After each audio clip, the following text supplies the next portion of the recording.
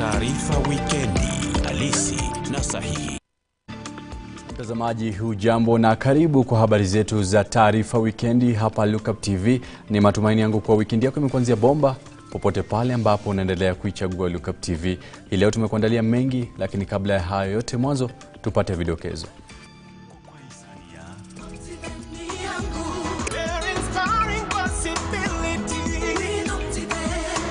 Hii ni Taarifa Wikendi, halisi na sahihi. We are saying no! No to violations of human rights! People in Tanzania are dying! Women are being raped! Children are getting lost! And you arrest us! Why? Na kwenye vidokezo vya Taarifa Wikendi, waandamanaji watimuliwa na vitoa machozi jijini Nairobi wakilalamikia kufurushwa kwa wenzao katika kipande cha ardhi cha Ngorongoro mpakani mwa Kenya na Tanzania. Huku bei ya mafuta ikiendelea kupanda, tunakupa nafasi kufahamu fiki ruzuku ya serikali ni nini na inavyosawazisha bei ya mafuta. Nitafuatilia jambo hilo na County Commissioner, Regional Commissioner, Permanent Secretary pamoja na kama na Cabinet Secretary kuona ya kwamba hawa chief wanarudishwa kazi. Na kwingineko, gavana wa Garissa ofia ukosefu wa usalama mpakani Garissa na Isiolo kufuatia kutimuliwa kwa machifu wawili kazini. Yippee! Kamata ploti na 349K. Oh yes, for only 349,000 Kenyan shillings, you become a plot owner at the Great Oasis Gardens, Nanyuki. The Great Oasis Gardens, Nanyuki is located along the Nanyuki-Rumuruti Road, only 11 minutes from the Cedar Mall and right opposite Mount Kenya Wildlife Estate. This is the best place to establish the getaway home that you have always dreamt about. For every 349,000 that you deposit or pay as installment towards any of Optiven's plot of land, you get 10K cash back instantly. Jaza basi twende Nanyuki. Bigger is indeed better.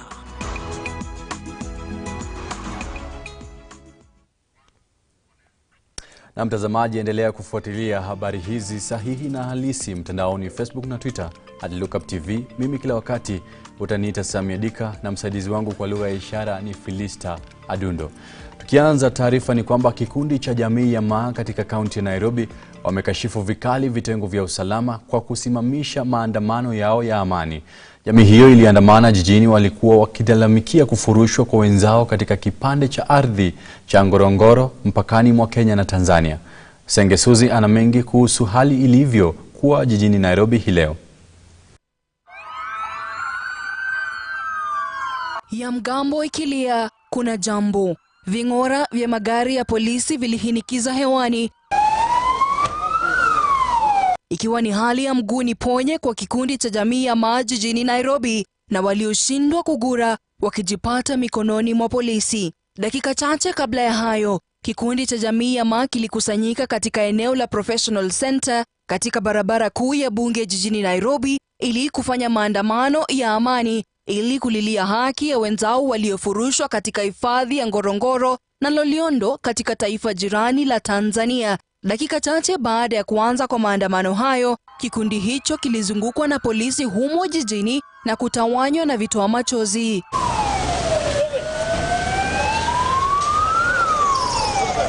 Wakizungumza baada ya vurugu hiyo ya polisi, baadhi ya viongozi walioponea mikono ya polisi wamekashifu vitengo vya usalama kwa kutoheshimu kibali walichopewa ili kuruhusu kufanyika kwa maandamano hayo, baadhi ya viongozi wao wakikamatwa na kufikishwa katika kituo cha polisi cha Central. So tunalaani vikali hatua ya polisi wakati wote kuingia, hata saa zingine kuua, kama tulivyoona wiki mbili zilizopita. Hivi vitendo lazima vichukuliwe hatua na IPOA must act to deal with these rogue police officers. Ku undermine haki ya Wamasai pale, si tu haki kukosa utu, bali pia ni kuonekana kwamba tumekuwa wanyama sisi wenyewe kwa wenyewe. Salau Rogai, ambaye alikuwa mmoja wa viongozi wa kikundi hicho, amesema kuwa hawataruhusu serikali ya taifa lolote kuendelea kuhujumu haki za jamii ya Maasai. Haki ya Wamasai ni muhimu sana. Haki ya wanyama haiwezi wekwa mbele ya haki ya wanadamu. Na Tanzania wameweka sahihi mikataba ya kimataifa mingi ambayo yanahusiana na mambo ya haki ya kibinadamu, including the Indigenous People's Rights, UN Declaration on Indigenous People's Rights. Sasa hatujui kwa nini na kiuka tena.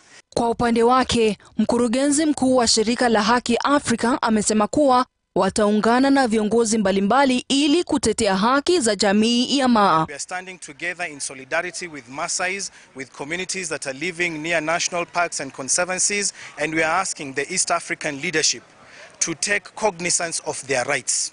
Pia viongozi hao wamesikitishwa na madai kuwa badala ya serikali kuwalinda wananchi hasa katika eneo la Ngorongoro, wao ndio wanaohusika katika dhulma ya haki zao.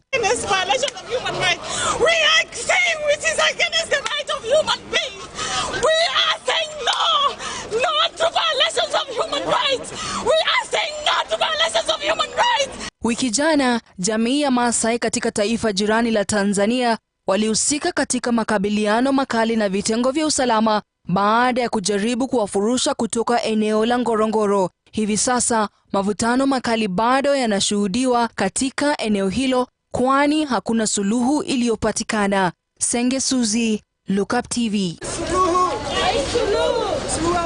Ni matumaini kuwa serikali itafikia mikakati ambayo itapata kusaidia vikundi vyote viwili. Na tukielekea kule kaskazini mwa taifa ni kwamba gavana wa Garissa Ali Korane ametoa wito kwa serikali kuu na hasa kwa waziri wa usalama wa taifa Fred Matiang'i kuweka mikakati ili kutathmini usahihi wa mpaka wa Garissa na Isiolo. Hii ni kufuatia chifu wawili katika maeneo ya Kambi Samaki na Tokojo kuachishwa kazi kutokana na uhamishaji wa vitengo vya usalama katika mpaka huo. Korane vile amehakikisha kuwa machifu hao watarudishwa kazini huku akiwarai wakazi wa Garissa na Isiolo kudumisha amani katika mpaka huo. Shalin Mwende na taarifa hiyo. Migogoro katika mpaka wa kaunti ya Garissa na Isiolo si jambo geni. Kila mtu tukae chini na wao tumalize hii tatizo, sababu wewe bibi yako na mali yako na duka yako ni hiari yako, lakini jirani yako Mungu ndiye anakuchagulia maisha na milele. Sisi na Borona tutakuwa wadugu. Kisa cha hivi karibuni kikiwa cha kuachishwa kazi kwa machifu wa eneo la Kambi Samaki na Tokojo kufuatia uhamishaji wa vitengo vya usalama katika eneo hilo. Hatua hii imeonekana kupokelewa na hisia mseto. Borona na sisi, mimi ninaamini gavana yetu Ali akianza kazi bandi hii, sisi na Borona tutakuwa wadugu. Tutakuwa wadugu. Gavana wa Garissa Ali Korane ameshutumu tendo hilo akisema kuwa chifu hao hawana hatia, akisisitiza kuwa atahakikisha kuwa wanarudishwa kazini. Mtu anasimamishwa kazi akifanya makosa. Nitafuatilia jambo hilo na county commissioner, regional commissioner, permanent secretary pamoja na kama na cabinet secretary kuona ya kwamba hawa chief wanarudishwa kazi. Korane vile alisisitiza kuwa mgogoro wa mpaka huo wa Garissa na Isiolo unapaswa kutatuliwa ili kuhakikisha kuwa amani inadumishwa kati ya wakazi wa Garissa na wakazi wa Isiolo. Na hii border tuna imani ya kwamba serikali iteue commission ambayo itachukua maoni ya watu. Sisi tupeleke evidence ambayo tuko naye, hati Isiolo wapeleke yao na serikali yaamue, na sisi tutatoa tumetosheka na hiyo amuzi ambayo imehusisha kila mtu. Viongozi walioambatana na gavana Ali Korane kuzungumzia swala hilo vile walitoa wito wa amani katika mpaka huo. Isiolo na watu ya Garissa billahi albari, popote mahali kwa amani maendeleo itakuja, lakini kama hakuna amani hakuna maendeleo yatakuja. Hiyo mambo bia tafadhali weka manani, hakikisha tuko na amani, tunaishi kama ndugu watu ya jirani. Shalin Mwende, Look Up TV. Naam, shukran Shalin Mwende kwa taarifa hiyo. Tukiangazia taarifa nyingine ni kwamba Wakenya wakiendelea kughadhabishwa na gharama kubwa ya mafuta inayoendelea kupanda kila uchao. Wengi wao hawafahamu ruzuku ya serikali ni nini, chanzo chake na jinsi inavyofanya kazi katika juhudi za kupunguza bei za mafuta nchini Kenya. Tunazungumza naye Marshal Nyang'or, mtaalamu wa uchumi, anayetuelezea kuhusu ruzuku ya serikali kwa kina na kutolewa kwake kama inavyopendekeza serikali na jinsi kitatuathiri sisi kama Wakenya. Kama inaongezwa juu ya reason gani? Unanipata? I think ni serikali kuweka fedha pale kujaribu kupunguza gharama kwa consumers. Hiyo mimi sielewi. Labda useme, uniexplainie. Kama ushuru iko juu, mafuta naenda juu. Ni vipi ambavyo ruzuku ya serikali inavyotekelezwa na inahusisha mambo yepi? The prices of oil and oil products are kind of regulated, and the reason for this is generally to caution the public against the high inflation or high cost of those products. Bei ya mafuta ghafi ulimwenguni imekuwa ikiendelea kupanda tangu mwanzo wa vita kati ya taifa la Urusi na Ukraine. Ugavi wa mafuta hayo yakipungua kutokana na vikwazo vya mafuta ya Urusi. Kenya does not produce oil, so we still have to import, and that means that the international prices have to hit us. Hata hivyo, ruzuku ya mafuta imewazuia wenye magari hapa nchini Kenya kulipa shilingi 184.68 kwa lita ya petroli na shilingi 188.19 kwa lita ya dizeli. There was a proposal, I think, around 2021. In fact, it was a bill that came into place and became a law that the government set up at a fund through which now they can be saving some money when the oil prices are low, and then the prices increases to a certain level. At that time, they were looking at anything beyond $50 per barrel in the international prices. So when the prices were to increase beyond $50 per barrel, the government will now come in and start paying the importers the difference so that the importers can sell it at an agreed price. Mwaka 2011, serikali ilianzisha usawazishaji wa bei ya mafuta ili kuzuia wanabiashara wa mafuta kuendelea kupandisha bei ya mafuta kutokana na ongezeko la bei ya bidhaa hiyo duniani kati ya mwaka 2007 na 2008. Kwa kawaida, bei ya mafuta hudhibitiwa na mamlaka ya usimamizi wa nishati na petroli kila tarehe 14 ya mwezi kwa miji mbalimbali hapa nchini Kenya. Bei inayotolewa na mamlaka hiyo huzingatia gharama ya mafuta ghafi ya kimataifa, usafirishaji, hifadhi na utofauti wa bei za mafuta sokoni. The demand for this oil has increased to a level that now is not sustainable. So these countries, the countries that were initially selling to Kenya, all of a sudden have demand from Europe and other countries.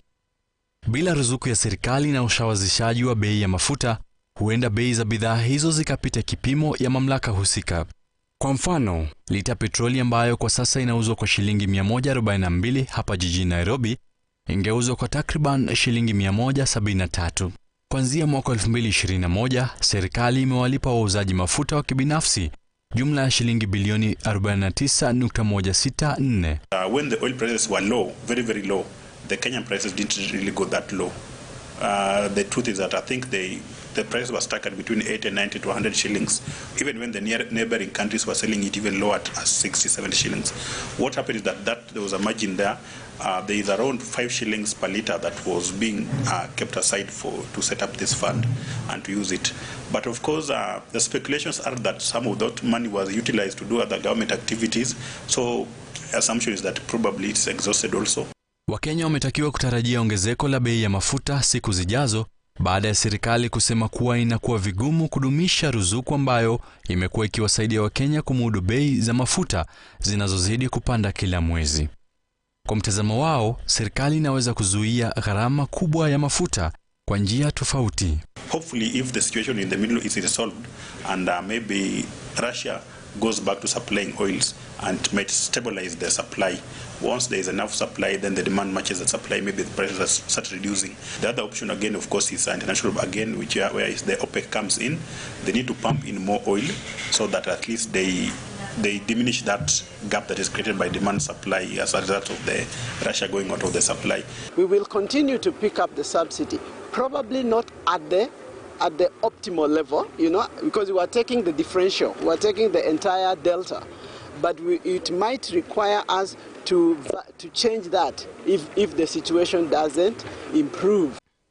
Na mtazamaji, taarifa hiyo inatukumbusha baadhi ya mikakati ambayo serikali inaendelea kuweka ili kuhakikisha kwamba tunamudu bei ile ghali ya mafuta ambayo imezidi kupanda kila uchao. Nikasema niende nimuitishe chacha tena. Nikaenda kwa nyumba nikapika mlango, nikapika si aongei, hapungui. Nikapika mlango sana. Hakuongea. Nikaita huyu ni nikamuuliza kwani mayalo mbona hapungui mlango. Nikamwambia sijui ilifanyika nini. Hakuitika. Uko na kijana hapa? Nikamwambia kuja tuangalie huyu kijana sijui mali. Sijui amelala ama ni nini. Akakuja. Tukavunja kioo. Tukamwona tena. Tukamwona akiwa hivi ameiua. Kwa mama mzazi, mtoto wake alionekana katika hali sawa ya afya, lakini kwa wale aliofanya nao kazi, wamesema Charles amekuwa na msongo wa mawazo ambayo wanahoji huenda ikawa sababu kuu ya kujitoa uhai. Fikia ikakuwa amenyamaza sana, anataka kukaa peke yake, lakini we didn't sense that maybe he had a problem because he didn't share. So what I would say ni kwa sababu according to my own observation, seems like he was a bit depressed because if you see what he has done to himself, something that he might have planned for quite some time. Shida iko na kila mtu wako na shida, but watu wakipatwa na mashida ni mzuri kuongea, tujue vile tutapambana na maisha. Manake kama mtu akipatwa na shida tutakuwa tunaona solution ni kujitoa uhai.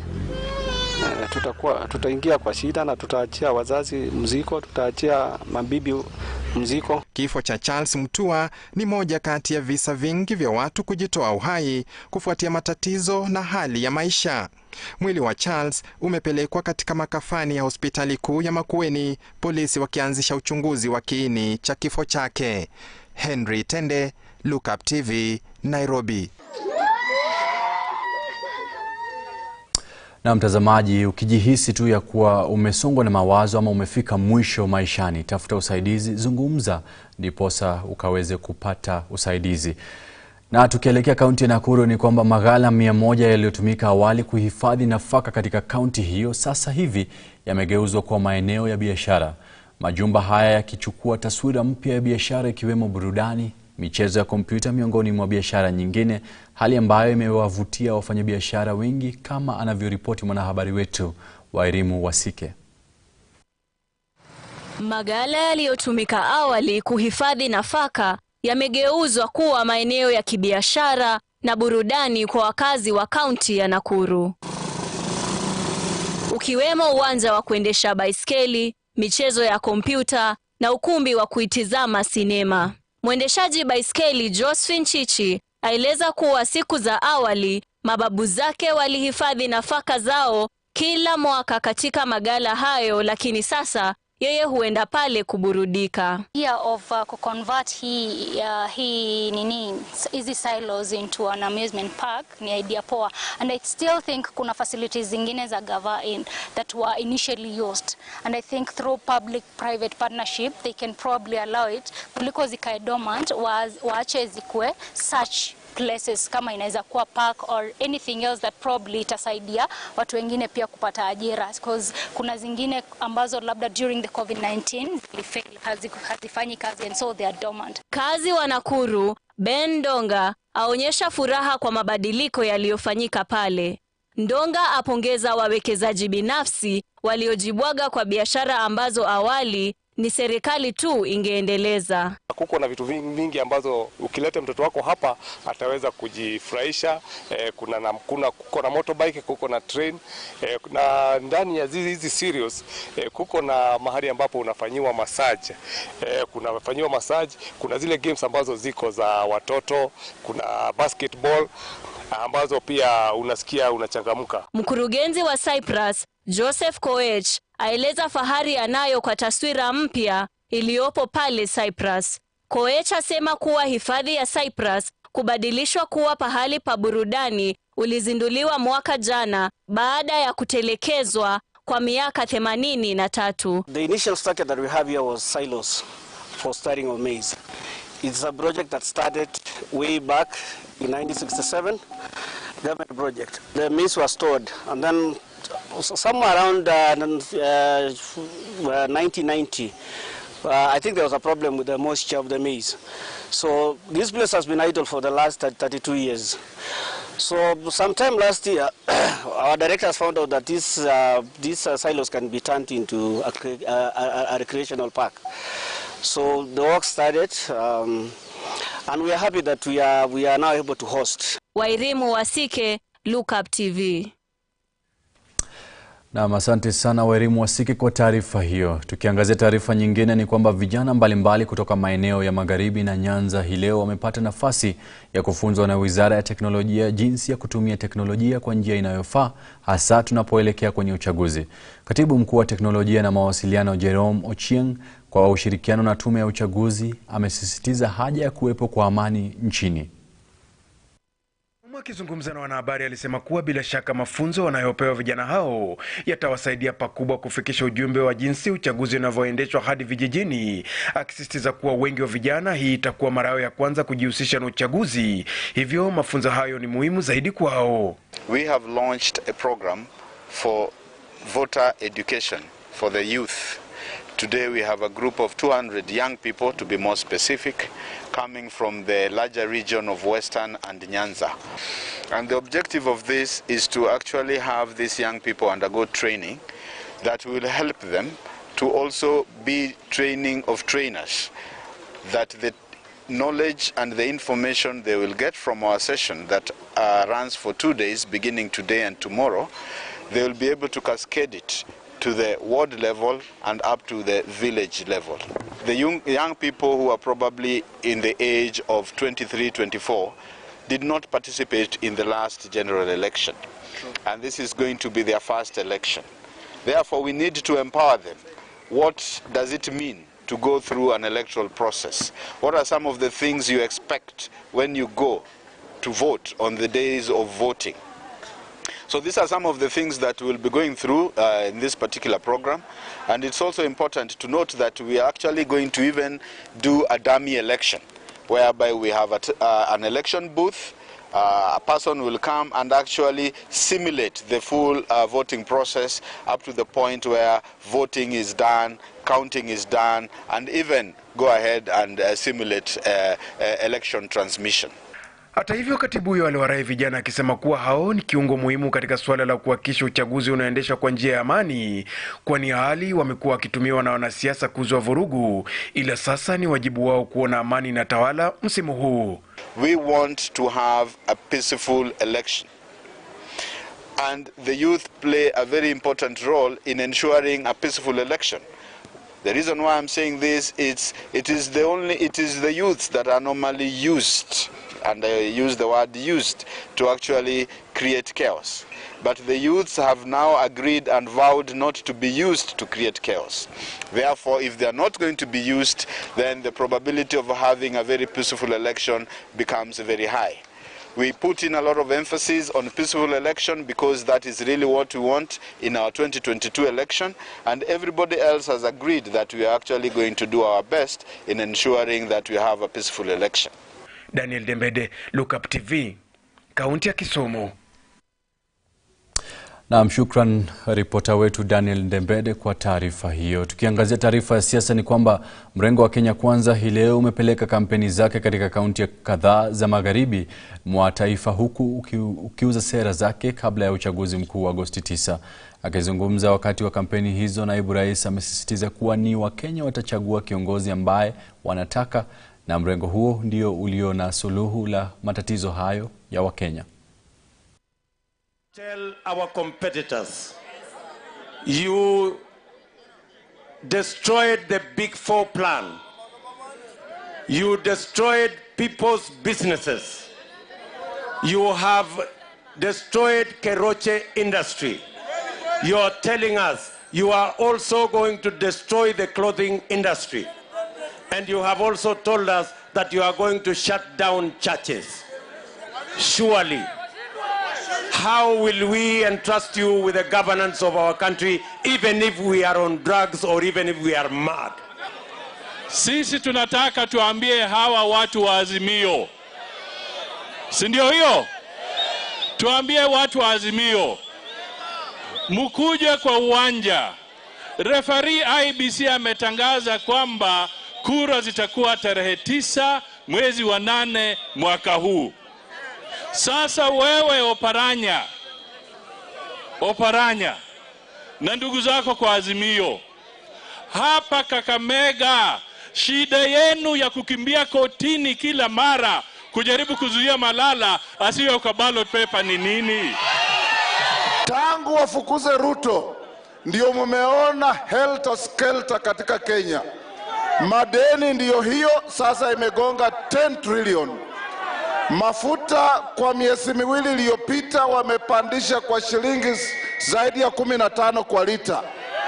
Mwaka jana bei ya mafuta ilikuwa shilingi 109 per liter. Sasa imegonga 150. Mtaungana na Mheshimiwa William Ruto?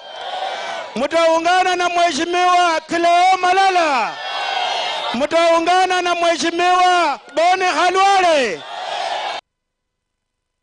Na tukisalia kwenye masuala ya siasa ni kwamba mrengo wa Azimio One Kenya hii leo umetua katika eneo la Thika na Murang'a kuendeleza kujipigia debe. Ukiongozwa na kinara wake Raila Odinga, wameahidi wenyeji wa eneo hilo kuwa lazima watahakikisha kuwa kuna viwanda vya kutosha eneo hilo ili kuwasaidia wenyeji kuwafikia malengo yao.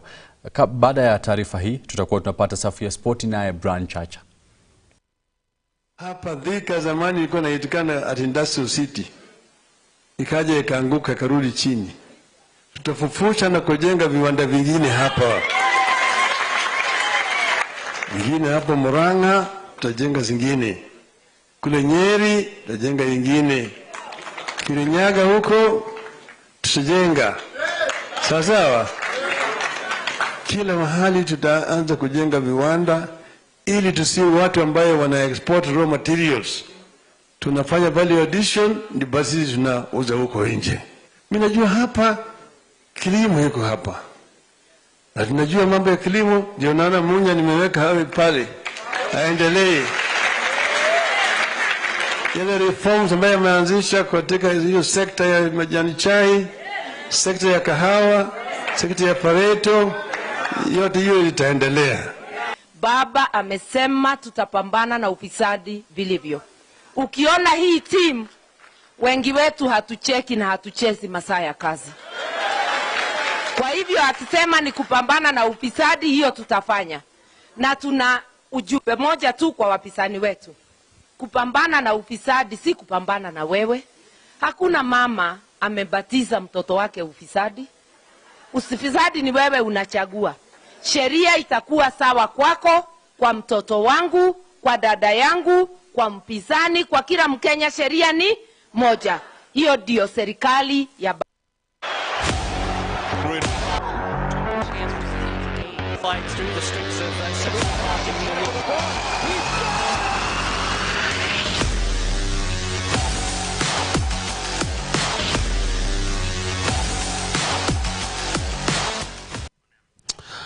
Safi kabisa, zamu yangu kuzama viwanjani na kuleta ambayo ile yamezama angalau kufanya kwamba yazalike, manake mimi nazalisha spoti.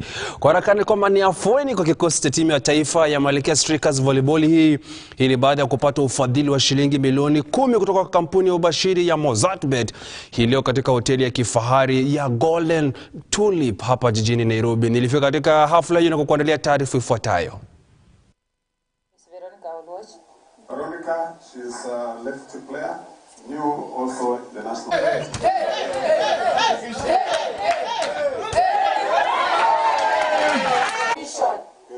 Haya, sasa tukuje hivi tuchukue pesa. Let's come all the players, let's come. Our president of the federation, the whole team, let's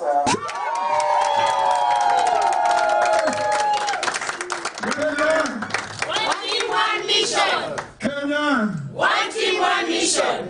Asante sana, smile for the camera. Mkono juu sema Kenya. Shortly, and I would like to say a haya, sasa tukuje hivi tuchukue pesa.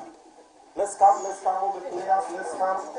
Our thing that I need to mention today is of course our deep gratitude to Mozartbet for intervening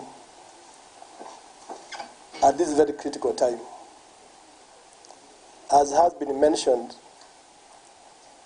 the International Volleyball Federation at the beginning of this year